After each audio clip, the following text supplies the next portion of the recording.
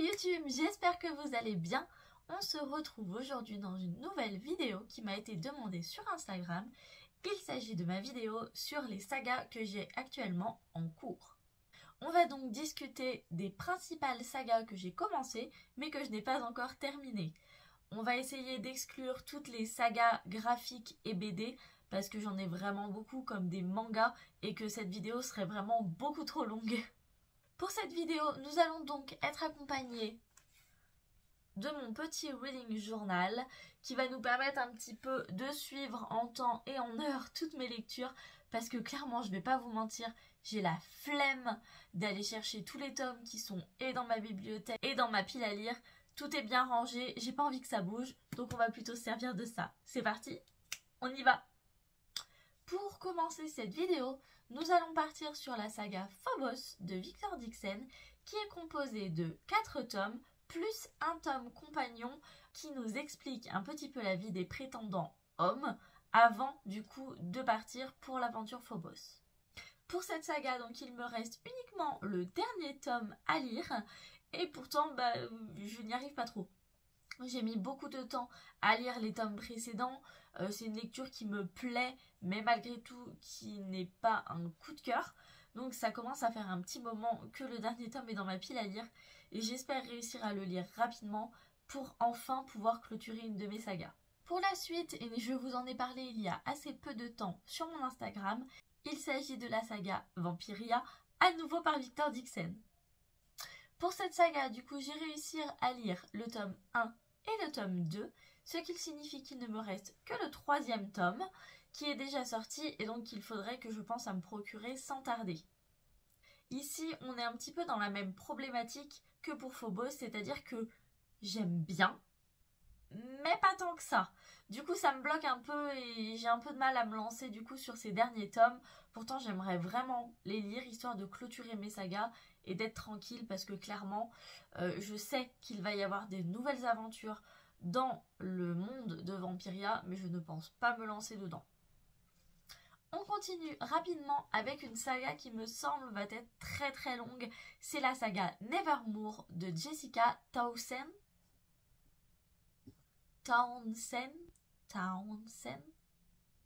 Bref.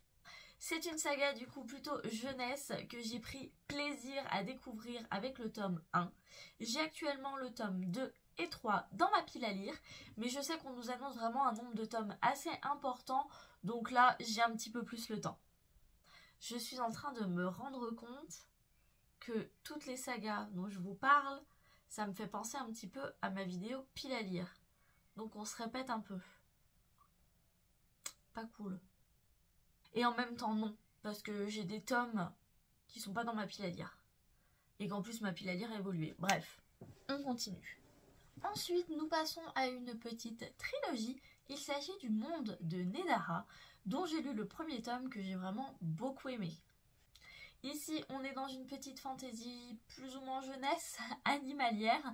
C'était super cool. Il me reste le tome 2 et le tome 3 qui sont déjà dans ma pile à lire. Donc, il n'y a plus qu'à. On passe ensuite à une nouvelle trilogie.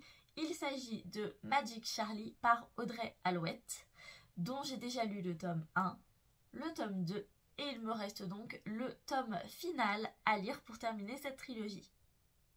Nous sommes à nouveau dans une fantaisie jeunesse avec beaucoup de magie. J'ai adoré le premier tome. J'ai beaucoup aimé aussi le deuxième tome, même si j'ai eu vraiment beaucoup de mal à me remettre dans l'univers. Et je pense que c'est ce qui me freine un petit peu pour le dernier tome. Malgré tout, je sais que c'est une lecture qui me fait envie, que je ne vais pas tarder à lire. Je la garde simplement peut-être plus pour l'automne. Pour ce côté un petit peu doux, un petit peu cocooning que j'avais retrouvé dans ma lecture, que j'ai envie du coup de retrouver dans mon environnement pour lire ce livre. On passe ensuite, et encore une fois, à une trilogie. Je vais la niquer, putain. Vas-y, dégage. Dégage, je te nique ta race.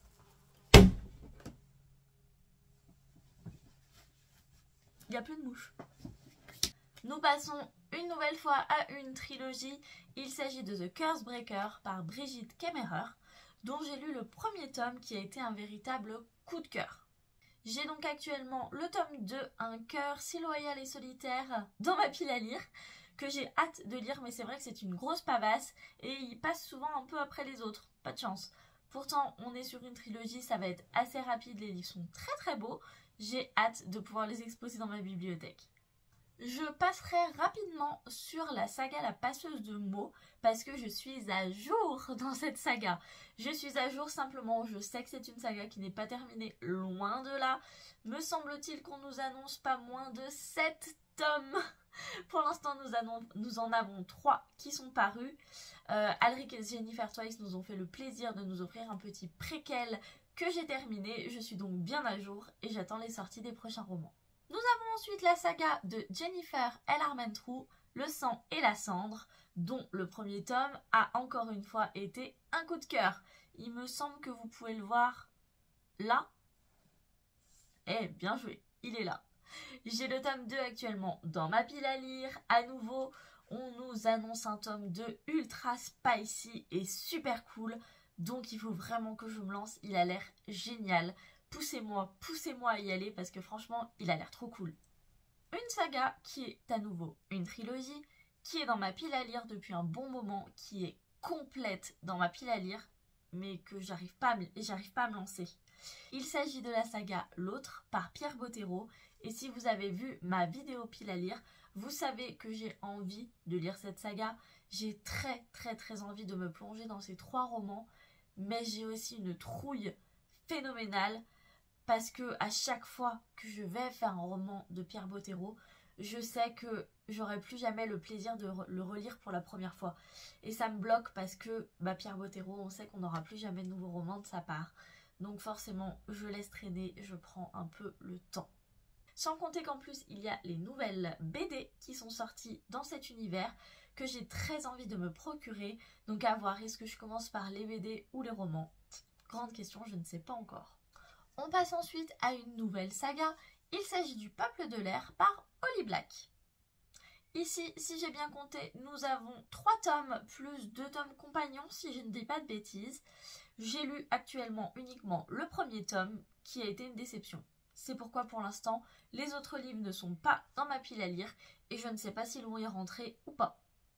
Nous avons ensuite une trilogie à nouveau, comme quoi on en a beaucoup. Il s'agit de Shade of Magic par V.E. Schwab. Après le coup de cœur ultime que j'ai eu pour La vie invisible d'Eddie Larue, j'ai vraiment envie de redécouvrir la plume de V.E. Schwab dans un nouvel univers de magie. Mais c'est vrai que bon, il traîne encore et toujours dans ma pile à lire et pourtant ça fait un moment et j'ai les 3 dans ma pile à lire. Donc j'ai plus qu'à me lancer.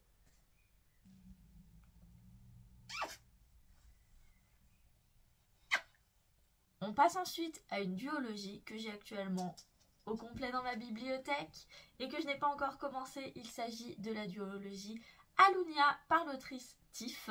J'ai donc le tome 1 et le tome 2 et me semble-t-il que des tomes sont sortis. Alvira, il me semble que c'est Alvira qui est dans à peu près le même monde que Alunia mais n'est pas la suite exactement. Bref, je dis n'importe quoi. Il n'empêche que j'ai très envie de découvrir cette saga et j'espère pouvoir me lancer assez rapidement. Nous continuons avec la saga Crescent City qui normalement est une duologie si je ne dis pas de bêtises. Ou peut-être que je dis des bêtises. Je vais vous noter là si je dis des bêtises ou pas. Bref, le tome 1, comme vous le savez, a été un coup de cœur ultime. J'ai adoré ma lecture, mais vraiment. Et j'ai hâte de découvrir le tome 2, même si après un coup de cœur comme ça, on a toujours un peu peur d'être déçu par les tomes suivants. En tout cas, il est dans ma pile à lire, il n'attend que moi pour être lu. Nous passons ensuite sur une saga que je ne suis pas sûre de commencer. Il s'agit des Chroniques des Fleurs d'Opale par Yelenia. J'ai déjà le tome 1, partie 1 et partie 2. Donc j'ai 2 livres. J'ai essayé de me lancer sur le tome 1 il n'y a pas longtemps et clairement c'est pas passé. J'ai lu le premier chapitre mais en fait juste déjà la mise en page m'a vraiment bloqué à un point énorme. Je pense que l'écriture et du moins le lexique qui est utilisé est un lexique très ancien pareil, ça m'a un peu bloqué et vraiment après le chapitre 1, j'ai dit non. Là pour l'instant, c'est pas fait pour moi. Je garde pour l'instant ces 2 livres dans ma pile à lire. Peut-être que je réessayerai de les lire à un autre moment, mais franchement, c'est pas sûr. Nous avons ensuite une saga très longue. Il s'agit de Gardien des Cités Perdues par Shannon Messenger. J'ai pour l'instant lu le tome 1, le tome 2, le tome 3. Il me reste le tome 4 dans ma pile à lire. Sur un nombre de tomes de... Je crois que pour l'instant il y a 10 tomes qui sont sortis. Donc clairement j'ai encore du boulot. Hein. Mais c'est une saga qui est géniale. Je lis généralement un roman par mois que j'écoute la plupart du temps sur Audible. Et je passe un super moment. Donc clairement ça on va continuer.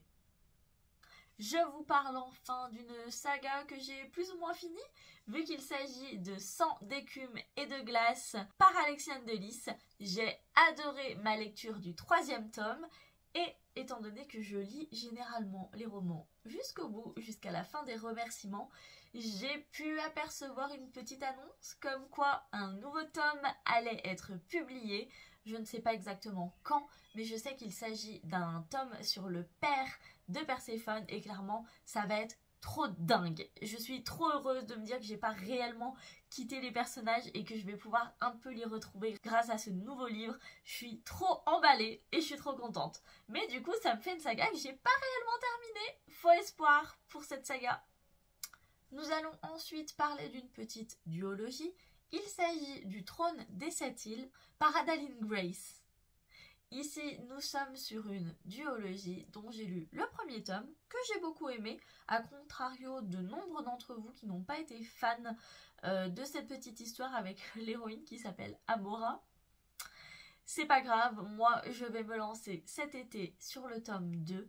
C'est clairement une lecture d'été, c'est clairement une lecture à lire au bord de la piscine, au bord de la plage, donc il n'attend que les beaux jours pour être sorti de ma pile à lire. On arrive au bout, tenez le coup.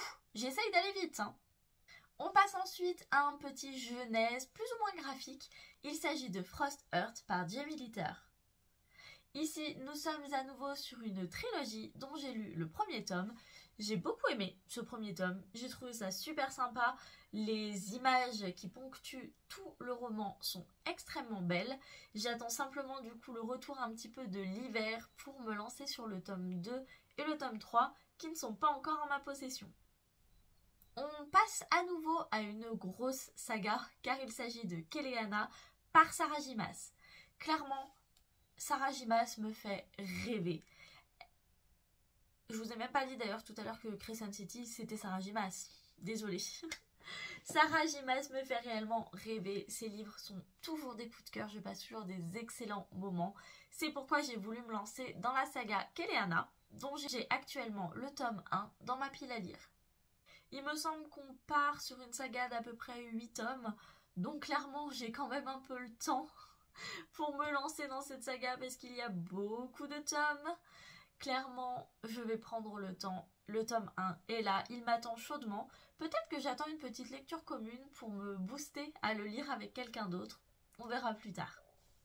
Je peux vous parler aussi de la saga Gods of Men par l'autrice Barbara Kloss. Ici, on est sur une trilogie dont j'ai le 1er tome dans ma pile à lire. Clairement, ce qui me retient, c'est que c'est une énorme pavasse. Donc je prends un petit peu le temps, mais il est dans ma pile à lire. Les 2 autres suivront, je pense, parce qu'on a l'air d'être sur une histoire super chouette.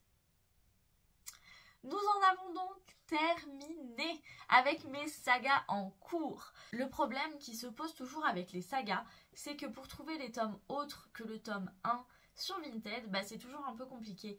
Et moi j'ai tendance soit à acheter la saga complète d'un coup, soit derrière à essayer de trouver justement les tomes suivants sur Vinted pour que ça me revienne un petit peu moins cher. L'objectif en tout cas de cette année, c'est vraiment d'avancer dans mes sagas en priorité, d'essayer d'éviter en tout cas au maximum les one-shots pour me lancer plutôt sur des tomes déjà parus des sagas que j'ai en cours. Mais c'est vrai que voilà, c'est parfois compliqué. Des fois on a envie justement d'un petit one-shot, un petit truc un peu court, un petit peu facile, un peu sympa, pour ensuite se replonger dans nos grosses sagas. Donc c'est pour ça que j'en ai quand même pas mal en cours. J'aimerais réduire au maximum ce chiffre et surtout éviter de racheter des nouvelles grosses et longues sagas. Mais bon, des fois ça nous fait envie, c'est comme ça, je vais pas non plus me priver juste pour ça. J'ai le temps, j'ai toute ma vie pour continuer mes sagas et mes lectures, donc bon. On peut dire que ça me laisse quand même encore pas mal de temps. J'espère que cette petite vidéo vous aura plu. N'hésitez pas à me dire quelle saga vous avez en cours, quelle saga vous avez arrêté et quelle saga moi je devrais me dépêcher de continuer.